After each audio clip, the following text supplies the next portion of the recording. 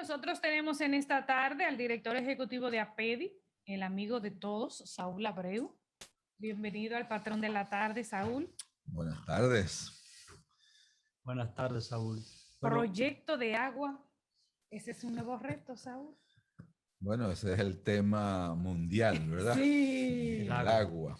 Porque los pleitos en el futuro vendrán por el agua, no por el petróleo. se prevé sí que habrá conflicto. De hecho, hay conflicto, ¿verdad? Sí. Hay países donde hay conflicto por el tema agua. Nosotros lo tenemos ahí al lado. Ahora está aguantado ahí el caso del canal que está haciendo Haití. Es un proyecto que es interesante porque llama la atención de un punto, de la gestión binacional del agua.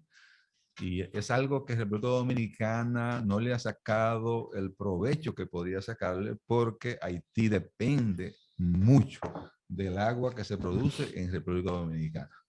De hecho, la principal infraestructura hidráulica que tiene Haití, que es la presa de Peligré, que depende del Artibonito, es un agua que se origina en la República Dominicana. La cuenca del Artibonito es la cuenca más grande de la isla. No tenemos, ya que del norte, la cuenca más grande de la República Dominicana, pero de la isla completa el Artibonito, que es compartida Haití y República Dominicana, pero la zona de captación de agua es República Dominicana, y esa agua se deriva entonces hacia Haití, pero así hay otras cuencas medianas y pequeñas que todo el agua va hacia Haití. Entonces depende en gran medida de la República Dominicana, y es algo que no se dice en ninguna parte, ¿verdad? La dependencia que tiene Haití o el aporte que hace la República Dominicana al agua en Haití.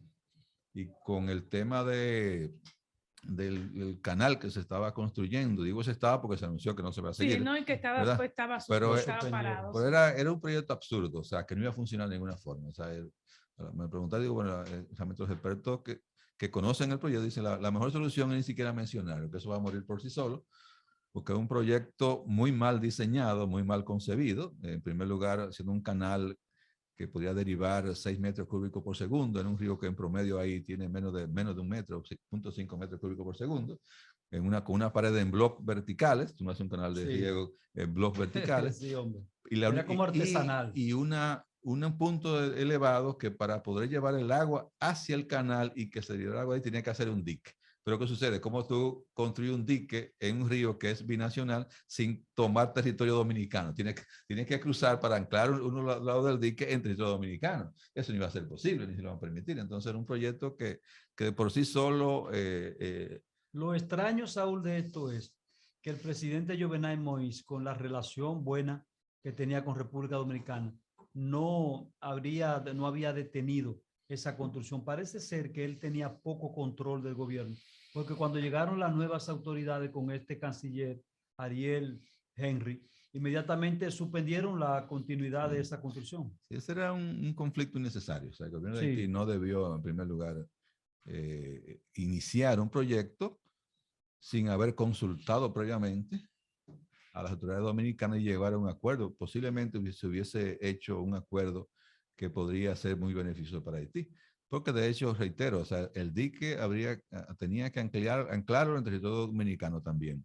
Y además, al hacerlo, iba a inundar gran parte de mismo Juana Méndez y hasta el Parque Codevi que está ahí en Juana Méndez. O sea que no había forma de que eso se hiciera, pero son proyectos que se hacen sin los estudios suficientes.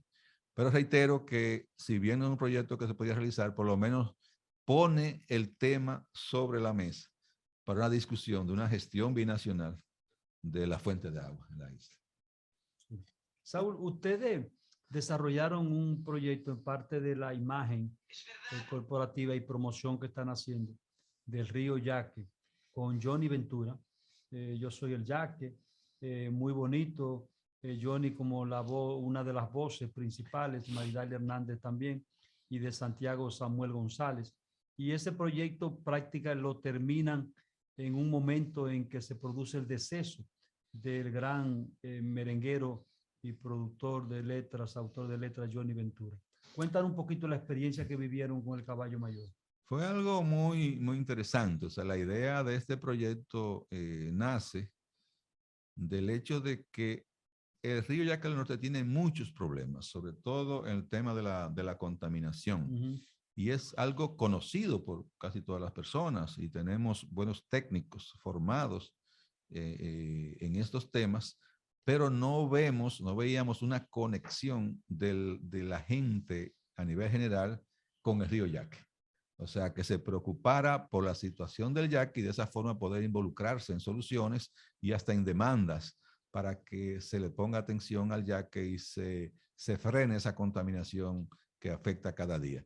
Y lo que se nos ocurrió fue que la mejor vía de llegar a la población general es vía la cultura. Y dentro de la cultura, la música popular, en el caso del merengue. Por eso pensamos en un merengue e involucrar figuras que pudieran llegar a toda esa población y a todas las generaciones. Por eso se trató de estructurar un conjunto de voces. En el caso de Johnny Ventura, persona ya mayor, ¿verdad? Pero una voz para todo, de todo, ¿verdad? De todas formas. En el caso de Maridalia y más joven, entonces Samuel González y Vilma Olivens Mocana para estructurar. E informo también que habíamos pensado en Víctor y habíamos hablado con él ya. Y él estaba a bordo del proyecto, lamentablemente. ¿Tiene tiempo ese proyecto? Sí, porque fue desde antes de la pandemia. Desde antes de la pandemia que estábamos trabajando con eso. Johnny, cuando se le presentó la idea, él inmediatamente, que fue vía Jochi Sánchez, que hicimos los contactos, eran muy buenos amigos, dijo, cuenten conmigo para todo lo que sea para bien de este país. Yo estoy dispuesto a colaborar. Entonces, él vino a grabar a Santiago y con mucho entusiasmo, con mucho sentimiento, y los 4 vocalistas que participan lo hicieron con mucho sentimiento y también la ejecución musical también. Pues, tenemos en el video, pusimos esa ejecución también muy intensa del prodigio en el acordeón, ¿verdad? Entonces sacamos este video que no se había dado a conocer. De hecho, nosotros habíamos pensado lanzarlo en marzo con el Día Mundial del Agua, pero por algunos elementos que se hizo viral en esos días. Inconforme nosotros con el contenido todavía, porque habían detalles que queríamos presentar en el video, no, va a agregarle esto, y eso obviamente toma tiempo, ¿verdad? Inclusive a veces hace una toma, por ejemplo, hacer la toma. Ustedes no querían soltarlo, pero el sentimiento de ese momento. Pues, ¿qué pasó ese día? Inclusive había días, queríamos grabar la toma sobre el puente de los Patiños, pues fueron 3 días consecutivos de nube que no nos permitió. Entonces decidimos lanzar el video con motivo del Día del Yaqui, que es el 25 de julio, que es producto de una actividad que hizo APEDI también en el 95, que se declarara el 25 de julio como Día del Yaqui. Entonces, no lo hicimos exactamente el 25 porque caía domingo, además Día del Padre, ¿verdad? Entonces, por broma decíamos, los pocos días al padre vamos a interferir con eso, ¿verdad? Con ese lanzamiento. Entonces lo hicimos el lunes 26, un día después del Día del Yaqui, y estábamos trabajando en la estrategia de cómo íbamos a hacer llegar el video a la mayor cantidad de gente posible, ¿verdad? Y trabajando con eso precisamente nos llama Jochi con la noticia del fallecimiento de Johnny. Director ejecutivo de la Asociación para el Desarrollo de Santiago, APEDI, una institución muy activa en lo que tiene que ver con la elaboración de proyectos de desarrollo para la provincia. Pero hay una situación con el río Yaqui del Norte, y es que yo no conozco un fracaso más grande que los esfuerzos que se han hecho para rescatar el río Yaqui. Todos los gobiernos han emitido decretos creando comisiones, haciendo estudios, universidades haciendo estudios, asociaciones empresariales haciendo estudios, que el INDRI hace un estudio, que Corazán hace un estudio, y cada día la situación peor. Yo supongo que se han invertido millones y millones de pesos, tanto en los estudios como en las comisiones que se han creado desde el Poder Ejecutivo. Y el sector público y el sector privado han sido un total fracaso con el río Yaqui del Norte. Digo, es una interpretación mía, es una opinión mía, ¿verdad? Pero ¿qué es lo que ocurre? Que finalmente cada día tenemos una situación peor. Yo no diría que ha sido un fracaso, porque a veces podríamos considerar que, como se ha hablado mucho, se ha hecho grandes inversiones, y no es así. No es así. O sea, muchas entidades que están involucradas en ese proceso lo han hecho como aportes a la solución de problemas. Eso no ha implicado que ha recibido dinero ni tampoco ha colocado tampoco grandes cantidades de dinero. O sea, que ese flujo de inversión hacia el río no se ha hecho efectiva, digamos. Entonces, no podemos llamar un fracaso de algo que no ha ocurrido, que sigue siendo una tarea pendiente. Ahora, tampoco lo considero un fracaso porque la cantidad de personas que ya se involucran en el tema, que ya conocen del tema, que ya se preocupan por el tema, es un éxito del proceso de llamar la atención sobre el yaque. Y eso ya es muy importante porque tenemos una masa crítica de la población que demanda soluciones para el yaque. Ahora también hay que conocer también lo que es el yaque, ya que tiene todo un trayecto y a veces atacamos la condición del yaque por una reducción en el flujo del agua y lo comparamos 40, 50 años atrás, pero tenemos que hacer las comparaciones justas. Cuando todavía no estaba la presa, tenía un flujo mayor de agua, ¿verdad? O la presa sirve para regular ese flujo. Cuando se hacen esa foto de comparación, no teníamos el acueducto Cibao Central, que le deriva agua para Santiago y para Moca. Pero también la foto que se presenta en el yaque posterior al paso por Santiago, no teníamos los canales, el canal Luis Francisco Espaillat, que le saca el 80% del agua que llega a Santiago. 80%. O sea, el agua que queda después de los canales es muy poca comparada con la que entra, con la que entra a Santiago. Pero eso no es malo, es un aprovechamiento del río. Porque triste es cuando usted pasa por la carretera que une a Montecristi con Dajabón, ya próximo a desembocar el río, y ve esa cantidad de agua que va a llegar al mar sin aprovecharse. Exacto, Saúl, pues entonces las presas y las hidroeléctricas no son malas, se están aprovechando. Por lo contrario, o sea, es la fuente de energía más importante que tenemos que no le estamos sacando provecho. Aquí hacen falta muchísimas presas. Aquí tenemos apenas 36 presas, debemos tener cientos de presas. Ahora, lo que hay que hacerlo correctamente. Exacto, con el menor impacto. Claro, sabemos que toda actividad humana tiene impacto. Lo que debemos hacer es mitigar, remediar, ¿verdad? Claro. Pero nosotros tenemos un recurso de energía limpia que Saúl, no lo estamos aprovechando. Mira, Saúl, da pena y lástima. Escúchame, cuando hablamos de energía limpia, no, por favor no me metas la presa, porque una presa que afecta al medio ambiente no puede ser energía limpia. Ahora, tú me hablas de energía eólica, energía solar, eso es limpio. Pero una presa que afecta al medio ambiente, hablar de energía limpia, por Dios, también es energía limpia. Tenemos más de 20 años creando comisiones y elaborando proyectos, pero ponemos al frente de muchos de esos proyectos a los mismos que contaminan el yaque, a los mismos que han destruido el yaque, incluyendo ejecutivos de la universidad, Instituto Superior de Agricultura, ISA. Entonces es muy difícil, Saúl. Yo creo que hay que ser justos cuando se habla de esos temas. Uno de los proyectos más exitosos, no solamente aquí en República Dominicana, sino que se toma como referencia a nivel mundial, es el Plan Sierra. ¿De dónde surge el Plan Sierra? Claro. De esos grupos que usted está atacando ahora mismo. ¿Quiénes son los que fundan el Plan Sierra? Es APED y es ISA, la madre maestra de Arzobispado. En términos de agua, Saúl, no ha sido muy efectivo. Claro, si se evalúa los flujos y se han evaluado en el caso de Bajo, que ha aumentado, si vemos la curva de deforestación que llevaba en la sierra y cómo se rompe a un punto de inflexión y aumenta la cobertura a partir de la resistencia Plan Sierra, vemos que ha sido lo positivo. O sea, tenemos que ver los datos concretos para poder hablar de eso. Saúl, ¿y tú te has ido a las cuencas altas de Bao, Jagua? Sí, pero de Bares. Por Dios, de Bares. Saúl, ¿cómo tú hablas de que el Plan Sierra ha contribuido? Claro que sí. Yo le puedo admitir a los directivos del Plan Sierra que tienen buena intención. Ahora, en la práctica, allá arriba, no es verdad que eso está ocurriendo. El barril sin fondo que es el Plan Sierra, oye, me le ha costado a este país, si fuese por la inversión que se ha hecho en el Plan Sierra, este país estuviese reforestado 64 veces de arriba abajo, y no ha sido así. Pero Saúl no vino a un paredón, señores. Injusta. No, y estoy dispuesto a comentar. Nelson, usted está tirando pullita y deja que Saúl se defienda. Estoy dispuesto a comentarlo. Saúl está haciendo unas afirmaciones que el que vive en la sierra y que el que viaja a la sierra sabe que la pregunta que te haría de Bares es, ¿y si no se estuviera haciendo lo que se está haciendo? Claro. O sea, no es la situación actual. quizás se pudo haber hecho más y mayor impacto, pero imagínate que no se hubiese hecho lo que se está haciendo.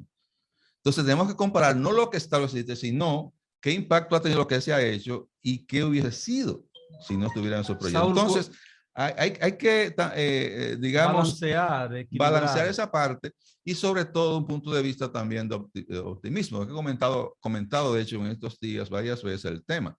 Yo trabajo en una entidad que se dedica al desarrollo. Si yo no fuera optimista, debería renunciar, claro. debería Saúl, irme. Yo trabajo ahí porque creo que lo que uno hace puede tener impacto y impacto positivo. Saúl, hablan un poquito de los proyectos que ustedes han llevado a cabo en la cuenca alta de reforestación, pero también los sistemas de tratamiento de agua residual que ustedes han hecho de manera artesanal en esa zona y para mejorar las condiciones, ya que Jarabacoa no tiene sistema cloacal.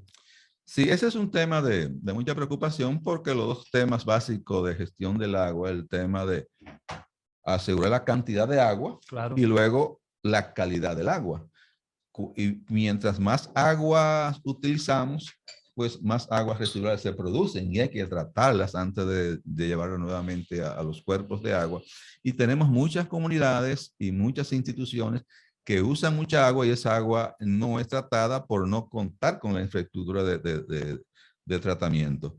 Claro, cuando hablamos de comunidades grandes, de ciudades, hay que hablar ya con los sistemas más tradicionales de ingeniería gris para eso. Pero en comunidades pequeñas o instituciones aisladas, hablamos de tecnología de ingeniería verde, con estos sistemas de tratamiento de aguas residuales, humedales artificiales, como lo llamamos, que no usan energía, tratan el agua de una forma muy eficiente y permiten entonces reducir el impacto. Yo puedo poner ejemplos, por ejemplo, de intervenciones que se han hecho. Se han construido casi 30 plantas de tratamiento de esa parte, pero no solamente en la parte alta hacia Jarabacoa, sino en Santiago y hasta en Mao. Y ahora se están construyendo inclusive una en Santiago, que en Saltador se está construyendo una que está muy avanzada y otra en Estero Hondo. Por ejemplo, por un ejemplo, había una comunidad en Jarabacoa, unas 75 familias, cuyas aguas residuales estaban descargadas directamente justo antes del Salto Jiménez, sin tratar.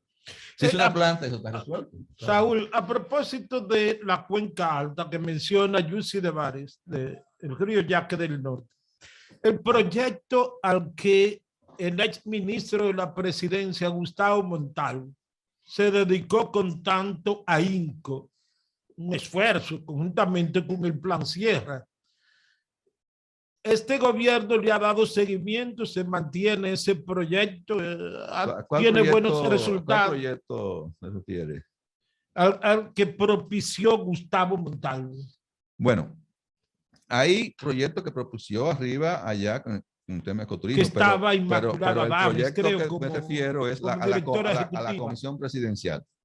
A la Comisión Presidencial de Ordenamiento y Manejo de la Cuenca Yaque del Norte, que es un proyecto que se le dio forma en el 18, pero un proyecto que se está pidiendo que se haga desde el 62. APEDI estaba proponiendo que se cree un consejo para la gestión de la cuenca desde el 1962. Y luego en el 2008 se hizo un proyecto muy concreto y en 2009 se le propuso al gobierno desde entonces de Leonel Fernández y él dijo que esperábamos que avanzara la ley de aguas, pero cual no ocurrió y que se iba a crear por decreto. Luego, con los proyectos que se estaban impulsando desde 2015, con la presidencia, que se creó una comisión de apoyo a los proyectos presidenciales en Santiago, se llevó a ese escenario el tema del yaque. Y de ahí surge entonces darle forma y crear la comisión presidencial, que se hizo un plan de intervención que se empezó a ejecutar, pero que cuando se empieza a ejecutar con recursos limitados, claro, pero se empieza a ejecutar parte, viene el ataque del Ips calligraphus, el gorgojo del pino. Y todos los esfuerzos tuvieron que concentrarse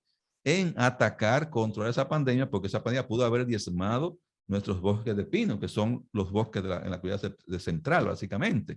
Entonces, todo el esfuerzo se concentró ahí y también para apoyar comunidades o productores ubicados en esa zona afectada. Entonces, obviamente, reitero, no se avanzó más de lo que pudo haberse avanzado porque precisamente los esfuerzos se concentraron en ese tema.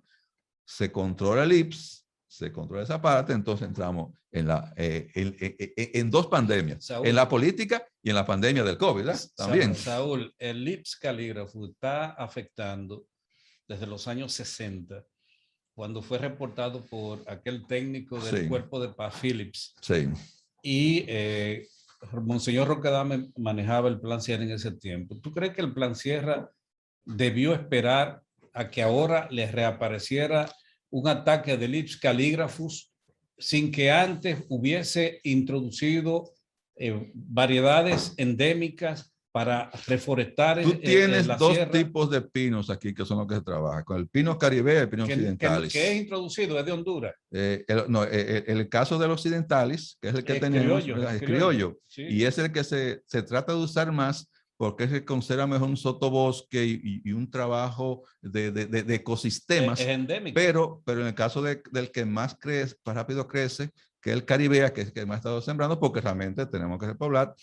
Pero tú le estás atribuyendo al Plan Sierra como si fuera el ente regulador, ¿verdad? ¿Pero cuántos millones se invierten anualmente ahí, Saúl? Pero el Plan Sierra hizo Dios. su trabajo. Pero tiene que ver Por Dios. que ciertamente el LIPS es algo que existe en estos bosques, es algo con el cual tenemos que trabajar, pero cuando hay periodo de sequía, entonces hay un crecimiento, ¿verdad? Estiaje, que se convierte sí. entonces ya en un problema. Y como estábamos en sequía precisamente, Correcto. porque recuérdense, por eso hubo que trabajar en dos vertientes, no solamente en el control de la sequía, sino en proveer alimentos al ganado en el noroeste, en la parte alta, porque tampoco había hierba, porque el mismo problema que estaba afectando y provocando el IPS era el que estaba afectando también la reducción de alimentos para el ganado. Saúl, dos cosas, Saúl, dos cosas. Ustedes están involucrados asesorando y viendo y observando todo lo que tiene que ver con la producción. El caso de la fiebre porcina africana que está afectando a los cerdos, el impacto que esto tiene, porque ya está en 11 provincias, incluyendo a Santiago de los Caballeros, el noroeste y parte del sur. Y la otra pregunta es sobre los recursos que ya el gobierno tomó en préstamo y ya va a arrancar con la obra de Manzanillo. Miren, el primer tema, precisamente ayer teníamos junta directiva de APEDI y ese fue un tema que se trató en el marco de la junta directiva, recordando lo que pasó en el 78-79, que con un brote de la isla, ¿verdad? De la fiebre porcina africana, hubo que eliminar todos los cerdos porque no había otra forma de controlar esa enfermedad, recordando que para aquella época la producción de cerdo era mucho más artesanal y todo el mundo que vivía en la parte suburbano rural tenía un puerquito en una pocilga, porque esa era la alcancía del pobre. O sea, ahí es que se invertía ahí para cualquier problema, ahí se tenía y se resolvía el problema. Entonces no había forma de controlar, entonces hubo que eliminar la población de cerdo. Y ahí, precisamente, APEDI, a través con el CIMPA y con el ISA, hizo un gran trabajo para la repoblación porcina. De hecho, la primera madre genética que se trajeron fue para el CIMPA y se trabajó con esa repoblación, pero ahora tenemos una industria diferente del cerdo de lo que era antes, una industria muy tecnificada que no tiene nada que envidiar en ningún país del mundo y es una industria que genera miles de millones de pesos y nos preocupa mucho porque no quisiéramos tener que volver a hacer que el gobierno tenga que hacer una intervención de eliminar otra vez los cerdos. Entonces, el llamado en este caso, y de hecho estamos pensando en hacer un pronunciamiento ya oficial en ese sentido, es hacer todos los esfuerzos por salvar la industria porcina, que no es solamente producción de cerdo, está la industria cárnica, toda la industria que venden y todas las personas que en restaurantes, fritura, ¿verdad? Todo eso tiene las embutidoras, todo eso en la industria porcina. Y no hay problema con consumir el cerdo. De hecho, el cerdo que se infecta es fácilmente reconocible y la carne se pone negra rápidamente. Es fácilmente reconocible el cerdo que está infectado. El llamado a la población es que coma cerdo. El cerdo no tiene problemas para consumirlo y es una carne saludable. Y si entramos en pánico y dejamos de consumir cerdo, vamos a destruir una industria enorme y floreciente de la cual dependen miles y miles de personas. Entonces, tenemos que salvar esa industria porcina. ¿Qué inversión tendría que hacer el Estado dominicano, el gobierno, para finalmente poder rescatar el río Yaque del Norte? En una ocasión, el ex director ejecutivo del INDRI, Olgo Fernández, nos informó a un grupo de periodistas que los estudios que tenía el INDRI hablaban de 20.000 millones de pesos, desde la Cuenta Alta hasta Montecristi, Sí, pero hay una pregunta que había quedado en el aire de Nelson de Manzanillo. Nosotros vemos con buenos ojos esa intervención en el puerto de Manzanillo, siempre con una nota de aclaración, en el sentido de que lo que hemos pedido siempre es una ampliación del puerto, porque si hace simplemente una reparación, vamos a quedar en iguales circunstancias. Más bonito, pero con una misma capacidad operativa. Entonces es necesario que se amplíe el espigón o cualquier infraestructura que permita manejar barcos de mayor tamaño, que son los que se requieren, porque los barcos pequeños, además que el costo por tonelada tiende a ser más alto, aunque es un asunto de escala, esos barcos pequeños tienden a moverse con un combustible basado en diésel u otros combustibles que son de alta contaminación, que tienen limitación a partir de este año de entrada a puertos europeos. Tienen un diseño como APEDI, como se hizo un diseño que una inversión mucho menor, porque hay que hacerlo por etapas para que se vaya creando la masa crítica de carga de exportación que haga sostenible el puerto. Puede ser una inversión muy grande, vamos a tener un elefante blanco también ahí, que dentro de 15 o 20 años quizás que esté no hay mucha unificación de criterios en torno a los grupos que promueven el rescate del río Yaqui. No, porque yo no creo parece que las asociaciones empresariales creen que la razón la tienen ellos. Y entonces hay otras instituciones del gobierno. Yo siempre he visto ahí una disputa, ¿tú me entiendes? Hay que diferenciar qué institución. Por ejemplo, usted mencionó el plan de desarrollo del INDRI. Pues el INDRI es una entidad que maneja sobre todo el aprovechamiento de los recursos y la inversión que habla Olgo básicamente de presas y lagunas. O sea, no es una intervención en rescate del río, es de aprovechamiento, que es diferente. Ahora, hay bastante consenso en lo que hay que hacer. O sea, usted hay tres elementos esenciales en el abordaje para trabajar con el tema agua y el tema río. Una es trabajar en las zonas altas, que es la zona de captación hídrica. La presa más importante, de mayor captación y de menor costo, es una cuenca alta reforestada. Esa es la mejor presa que puede haber, ¿verdad? Porque esa es la que permite la captación del agua y un flujo del agua, ¿verdad?, regulado, que permite que el río tenga agua todo el tiempo, o por lo menos por más tiempo. Entonces, una inversión importante y que hay que hacerla, no hay otra vía, es la reforestación en la zona alta de captación hídrica. Ahora, hay problemas a veces políticas contradictorias dentro de agencias del gobierno, porque mientras por un lado una agencia está protegiendo la zona, por otro lado se está promoviendo la producción agropecuaria, por ejemplo, y entonces eso hace que se pierdan zonas reforestadas. El otro tema es Un segundito, por favor, Saúl. ¡Vámonos! Nueva vez nos encontramos con Salvemos el Yaqui. Siempre vemos también que cuando nos dicen Salvemos el Yaqui y hay personas, instituciones incluso, que comienzan a sembrar matitas aquí a la orilla del río, en la circunvalación sur y cosas así, pero el problema del Yaqui está más arriba. Bueno, realmente se hacen muchas jornadas de siembra, no de reforestación, porque eso es siembra. Reforestación es cuando se da seguimiento y se logra establecer, ¿verdad?, el bosque. Pero aunque no tenga mucho impacto, tiene mucho impacto educativo, porque tiene un impacto de que personas se involucren, se interesan por el tema. Entonces, por eso defendemos que se hagan, porque, reitero, llama la atención. Y ciertamente el problema principal está en la parte alta, que es la zona de captación hídrica, pero también el río necesita bosque de galerías también, que está alrededor del río, porque regula mucho, ese bosque regula bastante el servicio ecosistémico que brinda un cruce de agua como un río, regulando inundaciones, regulando temperatura, regulando la erosión, creando espacios de la biodiversidad. O sea, ese bosque es también importante y que hay que preservarlo y rescatarlo. O sea, tanto en el bosque, en la zona alta, pero también el bosque de galería en la ribera de los ríos. Pero esas personas que siembran no le dan seguimiento. No, por eso decía, es una jornada de siembra, no de reforestación. Exacto. Porque a ese arbolito que se planta ahí hay que quitarle la maleza, ¿verdad? Hay que mojarlo de vez en cuando. Entonces uno logra que se cree esa cantidad de árboles que luego podría convertirse en un bosque, porque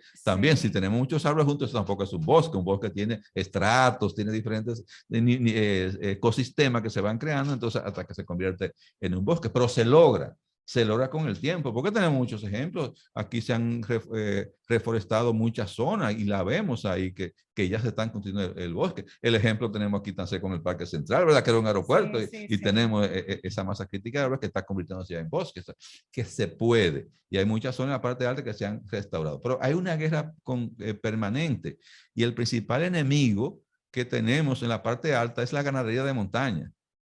Una ganadería que va reclamando cada vez más terreno, porque para producir el pasto hay que eliminar la cobertura forestal para que entre el sol y se cree el pasto.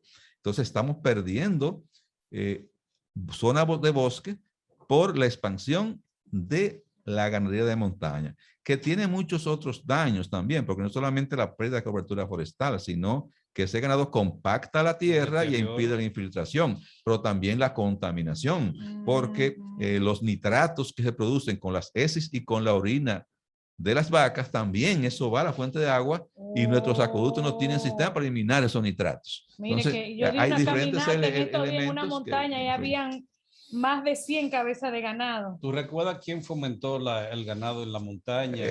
Tratando sistemas silvopastoriles porque existían. O sea, el tema es que hay toda una economía también relacionada que tú dices, vamos a eliminarla. Y la parte social que implica eso, la parte económica. Ahora, ¿cuál es el problema? No es con esa ganadería productiva y bien manejada que tenemos una guerra. No. Es que tenemos ganado que ni siquiera son con fines económicos muchas veces, sino que son nada más de ego, ¿verdad? Que tengo una finca, tengo ganado. APEDI tiene la cantidad de terreno que fueron deforestados para crear esos sistemas. No. Ganadería lo tiene. No, pero Ganadería lo tiene. Cuando hicimos los foros con los candidatos presidenciales en mayo del año pasado, que entrevistamos todos los presidentes de Comisión Santiago, ¿verdad? De manera virtual, tuvimos los 4 principales candidatos. Esa fue una pregunta que se le hizo a los 4 candidatos y hecho de esa pregunta se la hizo Fernando Capellán, presidente de APEDI, el tema de la ganadería de montaña. Y todos tuvieron ideas y propuestas interesantes. O sea, hay que enfrentarla, pero también buscando la solución a las personas que viven de esa ganadería, porque tú no puedes decir, vamos a eliminarla, pero tienes también miles de personas que viven de eso. Pero es una economía también. Pero el fomento de la ganadería a gran escala en la sierra no fue para esos pequeños productores. No, pero recuérdense que fueron grandes productores que viven en los Estados Unidos, que deforestaron gran parte de las montañas. Que aquí tenemos y eso lo propició el Plan Sierra. No. Ojo con eso. Que tuvo participación, pero no que propició. ¿Sabes cuál es el tema? Porque quien le presentó el proyecto a Danilo Medina fue el Plan Sierra. Recuerda. Danilo Medina es un presidente reciente comparado con. Sí, pero la gran inversión que hizo el gobierno de Danilo fue a través del Plan Sierra, recuerda eso. Pero no tuvo que ver con la ganadería. Es decir, yo te concedo que la Asociación para el Desarrollo ha estado preocupada, ciertamente hay que sacarle comida aparte a Fernando Capellán, pero ese grupito de la Sierra, Saúl, no te eches ese fardo encima. ¿Cuál es el tema? Toda persona que prospere económicamente, abogado, médico, ingeniero o que se va al exterior, quiere una finca, ¿verdad? Sí. Y quieres ganado, porque tenemos una mentalidad tera todavía, ¿verdad? Que es de prestigio tener una finca. Entonces eso te provoca unidades de producción que no son ni técnicamente ni económicamente tampoco factibles. Entonces, con esa gente hay que trabajar. Esa gente no depende de eso, si se puede eliminar perfectamente. Ahora, aquellas personas que sí dependen de eso como actividad económica, tú puedes, en zonas que son críticas, sí hay que erradicarlas de ahí. En zonas que son manejables, crear sistemas silvopastoriles y hacerlo con la tecnología adecuada, porque pueden convivir en muchas zonas, pero en otras no. Y mucho menos en áreas que son áreas protegidas, parques nacionales, que hay que sacarlo y punto de ahí, ¿verdad? Ahí no puede haber paños tibios con ese elemento. Entonces, es un tema de mucha importancia y hay que ponerle mucha atención, porque seguimos perdiendo terreno en esa parte. Desviamos el tema que trataba, nos fuimos con el ganado, pero nada. Salvemos el yaque ahora. ¿De qué forma? ¿Qué se va a hacer diferente a todo lo que se ha hecho, Saúl? Por Dios, dime algo diferente. El tema del yaque es un tema ambiental, es un tema agua. Cada vez que conversamos con el embajador de Israel, él se sorprende de la riqueza que tenemos en este país y no nos damos cuenta. Aquí tenemos agua de más, aquí sobra agua en cuanto a cantidad, pero la tenemos mal gestionada. O sea, en el sentido de que se pierde mucha agua y se pierde por diferentes razones. Una, no tenemos la infraestructura de almacenamiento suficiente. Aquí apenas se almacena el 10% del consumo del agua. Para el sistema de presas que tenemos actualmente, apenas es el 10% del consumo del agua, que es muy poco. Se pierde mucha agua. Por otro lado, el tema de infraestructura, tanto natural como gris, para lo que es el tratamiento del agua, ¿verdad? La captación y tratamiento del agua y luego la conducción del agua, en lo cual se pierde mucha agua y luego tenemos entonces el uso del agua. El uso principal del agua que tenemos aquí, más del 80% es de riego, en el caso de la cuenca Yaque del Norte, básicamente los temas principales de arroz y banano, dos cultivos de gran consumo de agua, pero con una eficiencia de riego que apenas llega a un 20%. Aquí se pierde el 80% del agua de riego.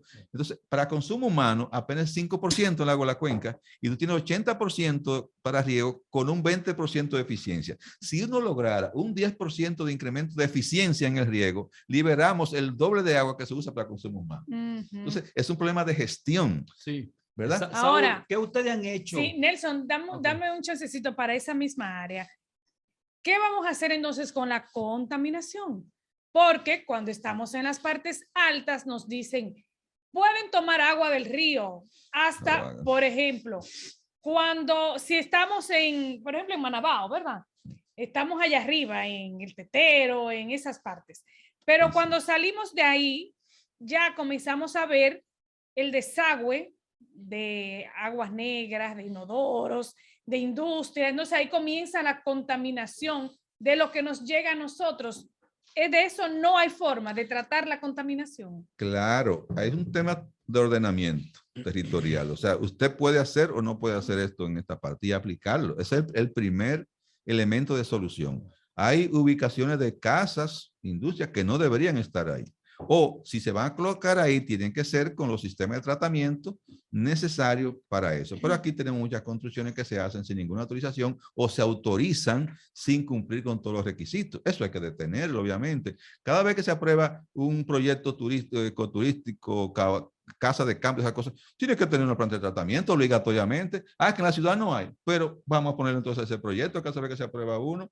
Esas construcciones que están exactamente en el río, violando la ley que te dice que tienen que dejar 30 metros, también eso hay que pararlo y sacar lo que se pueda, esas construcciones que están haciendo un uso inadecuado del espacio y también descargando. Entonces tenemos que trabajar con ese ordenamiento y cumplimiento de la ley. Y hay que proveer a las ciudades, comunidades de plantas de tratamiento. O sea, ¿cómo es que nuestra ciudad ecoturística por excelencia, que es Jarabacoa, no tiene una planta de tratamiento de aguas residuales? Y tú tienes entonces que por Hierbabuena y Cañada de los Gatos se descarga todo el agua residual de todas esas casas y llega al Yaque.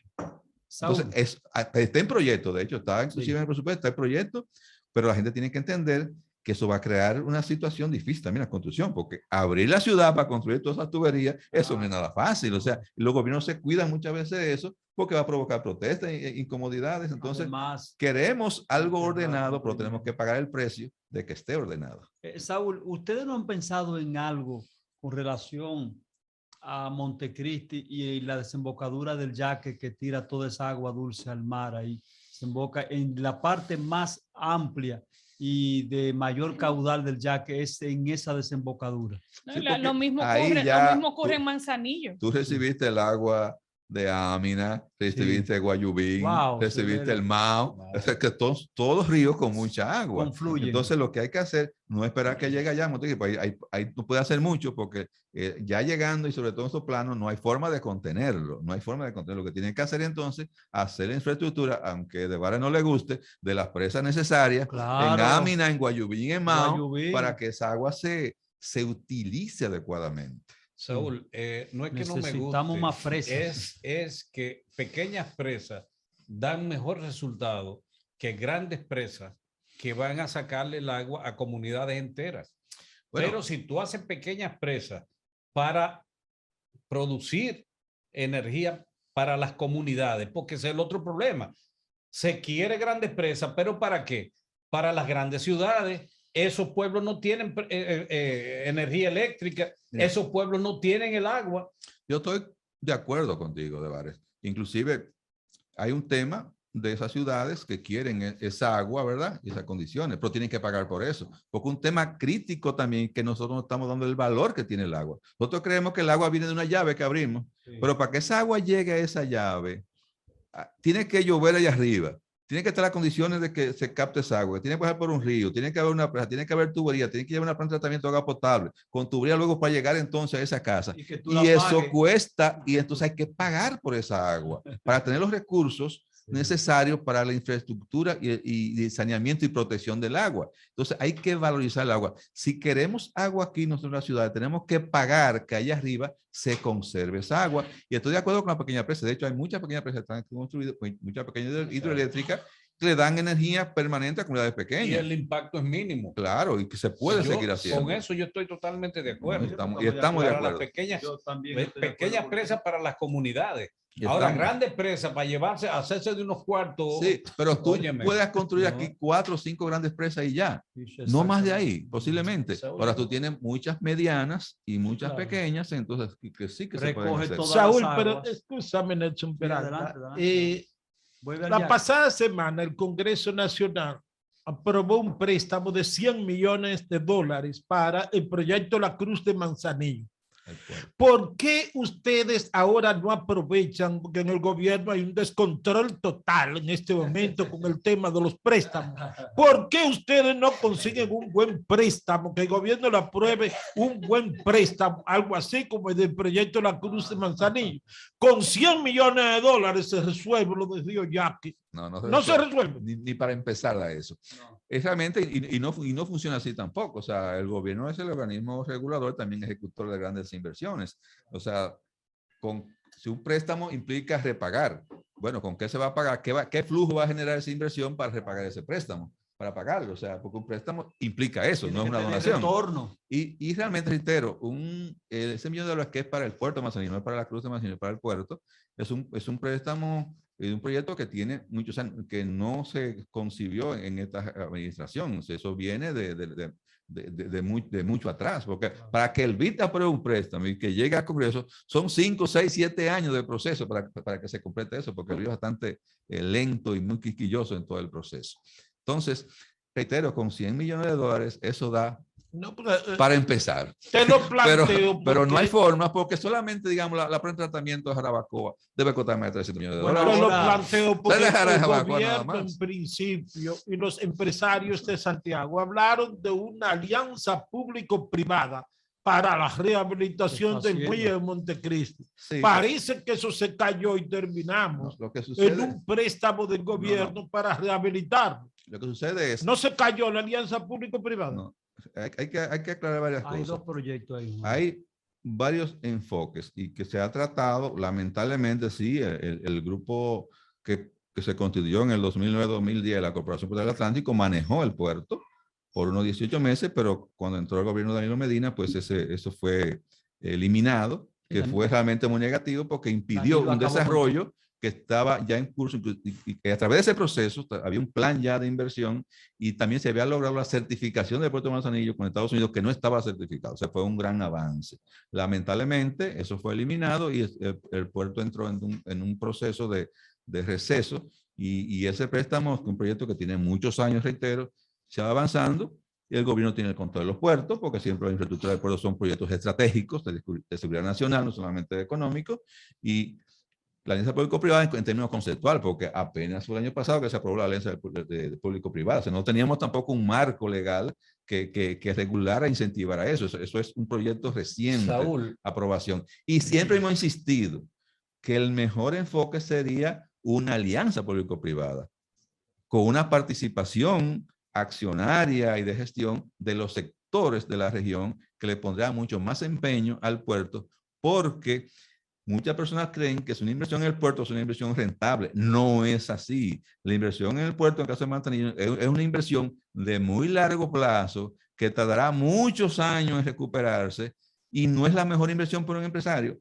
es solamente una inversión para empresarios, aquellos que tienen la mentalidad como en Santiago, de desarrollo de Santiago y de la región. Es la única forma que justifica la participación del sector privado en inversión de ese tipo. Saúl, a propósito de esa intervención del gobierno de Danilo Medina, yo recuerdo que Danilo Medina en su momento dejó de asistir a Santiago porque entendía que le hacían una encerrona, y así lo dijo en su círculo íntimo.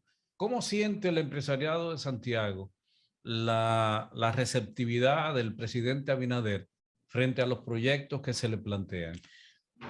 La verdad que tenemos que decir que hasta ahora ha sido muy receptivo, muy receptivo. O sea, empezando de que su primer consejo de gobierno lo hizo aquí en Santiago, y lo hizo precisamente en el local de APD. Y luego vuelve a firmar un convenio con Compromiso Santiago, precisamente para el proyecto que se le presentaron y que tiene que ver con el saneamiento del Yaque, precisamente, y con la revalorización del centro histórico. Ha sido muy receptivo y la comunicación ha sido muy buena, que nos alegramos y quisiéramos tener así comunicación con todos los presidentes en todos los momentos, porque el desarrollo de una región tan importante como el norte, teniendo a Santiago como capital, requiere una participación conjunta. Ni el gobierno lo puede hacer solo, ni el sector privado lo puede hacer solo. La única forma es trabajando en conjunto, y eso ha sido claro, y si mantenemos una armonía y buena comunicación, pues el resultado será positivo. Ya. Bueno, yo creo que A bastante. Saúl le amplio. hemos sacado Sí, más sí. de lo que él pensaba, ¿verdad? No sabía que iba a tener los turnos de bajar, ¿verdad? Claro, que va. Saúl es mi amigo Así personal. es, así es. Pero Y vecino, Y vecino. En potencia, ¿verdad? Ah, Porque qué bien. tenemos un terreno precisamente al lado Contigo. de sí, Sí, es decir, sí. que tengo el proyecto, una casita. Están Y, o sea, hablando dos vamos, finqueros, Ya vamos tú a vivir sabes, ahí, ¿eh? vamos a vivir cerca. ¿Eh? dos terratenientes. No te retenientes, así mismo en eso. Claro. De Estamos eso. frente a dos Mira terratenientes. cómo gozan los dos en eso, ¿ves? Sí, claro. Pues nos estamos riendo, Flotando la porque tierra. imagínate, hablamos de los solares, de las viviendas, A ya ustedes- vamos por fin. A ustedes les voy a cantar ¿Verdad? de Caramba, Mercedes cómo Sosa. cambia la cosa, Le ¿eh? voy a cantar a ustedes la canción de Mercedes Sosa. Cuando tenga la tierra, te lo juro, semilla. Saúl, gracias por Saúl, un participar. placer. Saúl, muy Siempre, agradable siempre a la haber orden, estado siempre a la contigo hoy, orden. Saúl. La Qué Gracias. bueno, Saúl.